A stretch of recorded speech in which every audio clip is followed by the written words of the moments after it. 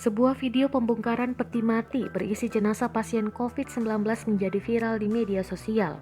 Belakangan terungkap bahwa insiden pembongkaran peti mati jenazah pasien COVID-19 itu terjadi di Desa Panji Kidul, Kecamatan Panji, Kabupaten Situbondo, Jawa Timur.